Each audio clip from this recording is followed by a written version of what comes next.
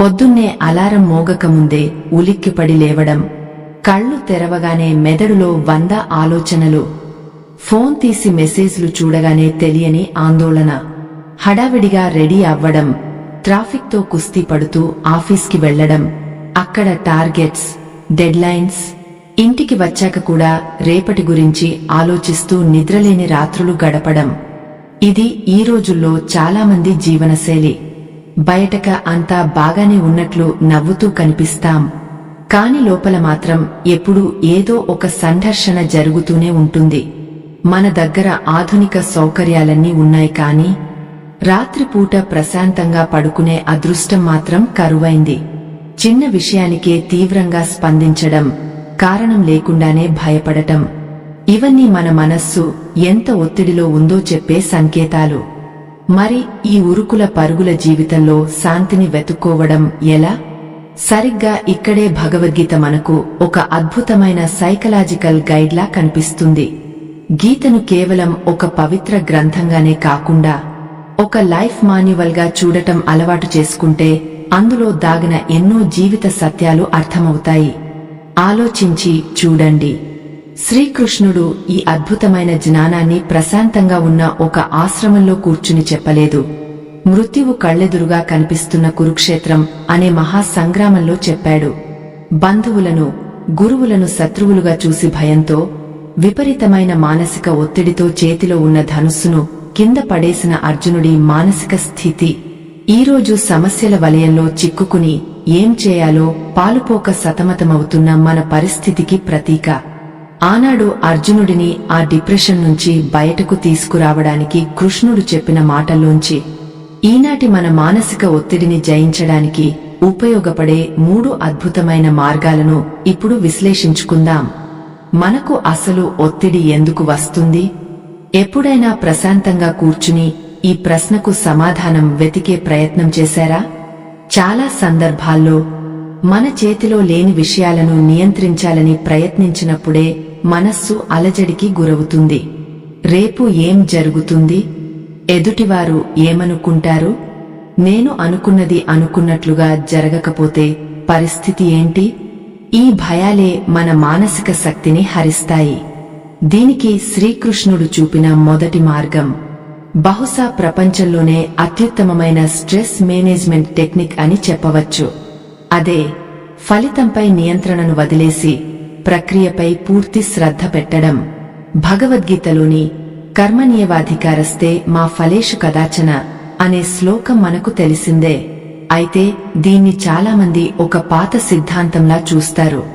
కాని మానసిక విశ్లేషణ ప్రకారం చూస్తే కృష్ణుడు ఇక్కడ మన కంట్రోల్ స్పేర్, మన నియంత్రణలో ఉండే పరిధి గురించి మాట్లాడుతున్నాడు. ఒక పని చేసేటప్పుడు ప్రయత్నం చేయడం మాత్రమే మన చేతిలో ఉంటుంది. దాని ఫలితం అనేది ఆనాటి పరిస్థితులు, ఎదుటివారి నిర్ణయాలు, సమయం, ఇలా మనకు సంబంధం లేని ఎన్నో బాహ్య కారణాలపై ఆధారపడి ఉంటుంది. ఒక చిన్న ఉదాహరణ చూద్దాం. మీరు ఒక ముఖ్యమైన ఇంటర్వ్యూకి లేదా ఎగ్జామ్కి వెళ్తున్నారు. రాత్రింబవళ్లు కష్టపడి చదవడం, ఇంటర్వ్యూలో అడిగిన ప్రశ్నలకు ఆత్మవిశ్వాసంతో సమాధానం చెప్పడం, ఇవి మాత్రమే మీ చేతిలో ఉన్న విషయాలు. కాని ఉద్యోగం వస్తుందా రాదా అనేది ఇంటర్వ్యూ చేసేవారి మనస్తత్వం, కంపెనీ అవసరాలు, ఇతర అభ్యర్థుల ప్రతిభ, ఇలా మీ నియంత్రణలో లేని అంశాలపై ఆధారపడి ఉంటుంది. ఉద్యోగం రాకపోతే ఎలా అనే ఆలోచనను బుర్రలో పెట్టుకుని ఇంటర్వ్యూకి వెడితే ఆ ఒత్తిడి కారణంగా మీ అసలైన ప్రతిభను కూడా చూపించలేరు. అదే ఫలితాన్ని పక్కన పెట్టి కేవలం మీ శ్రమను మాత్రమే నమ్ముకుంటే ఎలాంటి భయం లేకుండా అత్యుత్తమ ప్రదర్శన ఇవ్వగలుగుతారు. మనస్సును తొలిచేసే ఒత్తిడిని తగ్గించుకోవడానికి మొదటి అడుగు ఇదే. మీ శక్తిని, సమయాన్ని మీ చేతిలో లేని ఫలితం గురించి ఆలోచించడానికి కాకుండా మీ చేతిలో ఉన్న ప్రస్తుత క్షణంపై, మీ ప్రయత్నంపై పెట్టండి. ఇది బాధ్యతల నుంచి పారిపోవడం కాదు, మనస్సును ప్రశాంతంగా ఉంచుకుంటూనే విజయం సాధించడానికి ఉపయోగపడే ఒక అద్భుతమైన మానసిక వ్యూహం. ఇక రెండవ మార్గం, ఇది మన ఎమోషన్స్ కి సంబంధించిన ఒక అద్భుతమైన థెరపీ అని చెప్పొచ్చు. ఈ రోజుల్లో మన ఆనందం లేదా దూహకం దేనిమీద ఆధారపడి ఉంటోందో ఎప్పుడైనా గమనించారా? ఆఫీస్లో బాస్ మెచ్చుకుంటే ఆ రోజంతా గాల్లో తేలిపోతాం.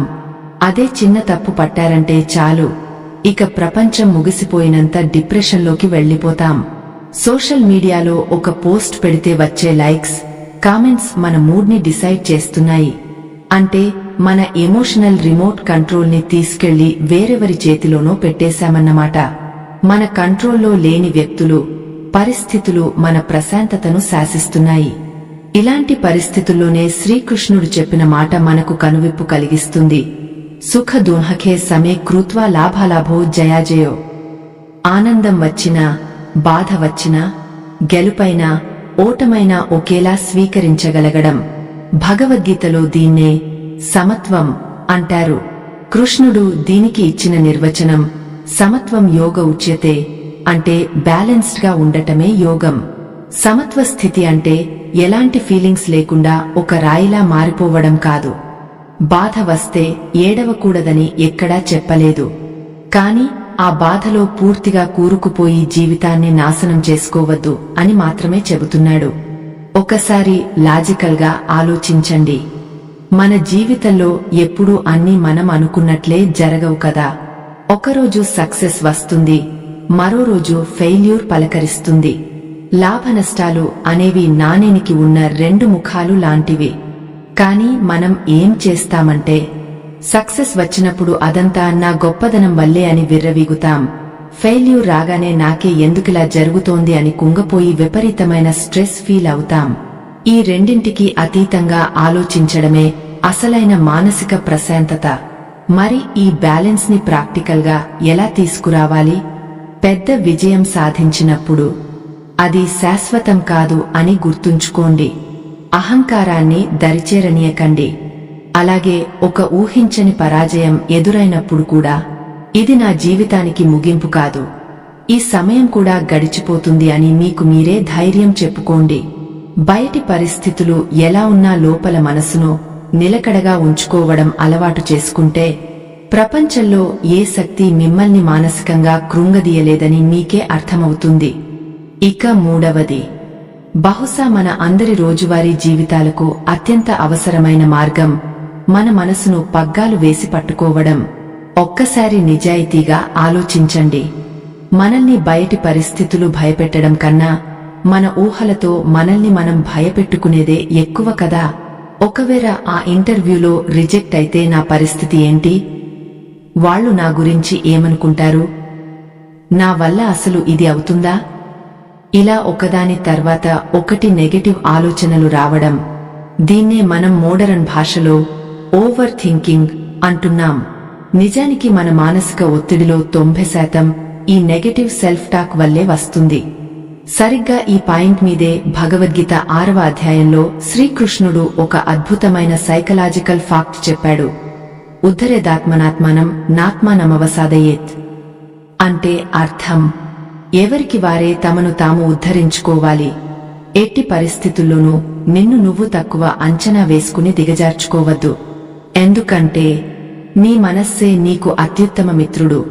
అలాగే అదుపు తప్పిన నీ మనస్సే నీకు అతిపెద్ద శత్రువు. ఎంత పచ్చి నిజమో కదా ఇది. మన సమస్యలకు ఎప్పుడూ వేరే వాళ్లను నిందిస్తూ ఉంటాం, కాని రాత్రిపూట ప్రశాంతంగా నిద్రపోనివ్వకుండా మనల్ని హింసించేది మన స్వంత ఆలోచనలే. బయట ప్రపంచంతో చేసే యుద్ధంలో మీ స్నేహితులు, బంధువులు సాయం చేయొచ్చు, కాని మీ లోపల మీ మనస్సుతో చేసే యుద్ధంలో మీరే సైనికుడు, మీరే సేనాపతి. మరి గాలిలా ఎగిరిపోయే ఈ మనసును కంట్రోల్ చేసుకోవడం ఎలా అని స్వయంగా అర్జునుడే అడిగినప్పుడు కృష్ణుడు చాలా ప్రాక్టికల్ ఆన్సర్ ఇచ్చాడు. అభ్యాసేన తు కౌంతేయ వైరాగ్యేన చ గృహ్యతే. అంటే స్థిరమైన అభ్యాసం, ప్రాక్టీస్ ద్వారా మాత్రమే అది సాధ్యం.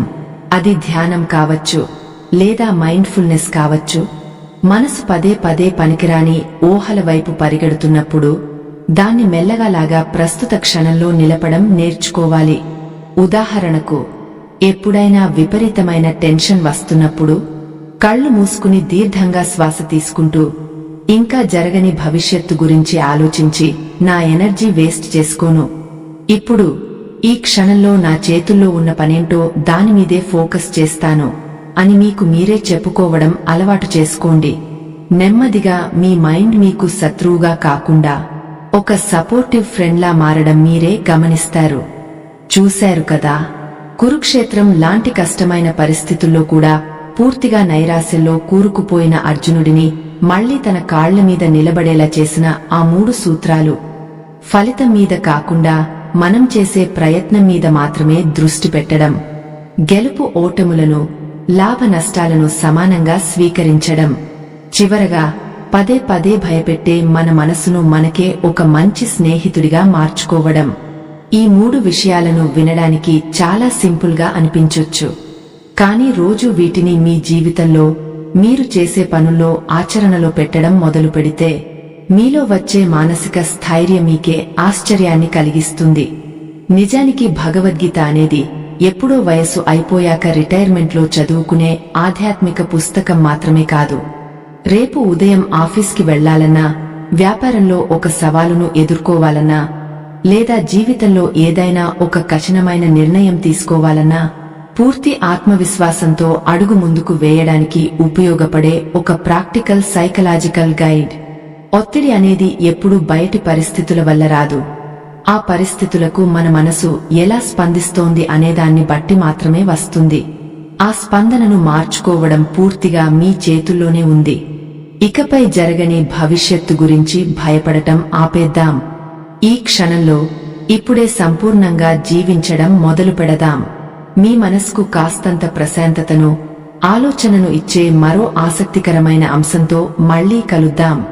అప్పటి వరకు సంతోషంగా ఉండండి, స్పష్టంగా ఆలోచిస్తూ ఉండండి.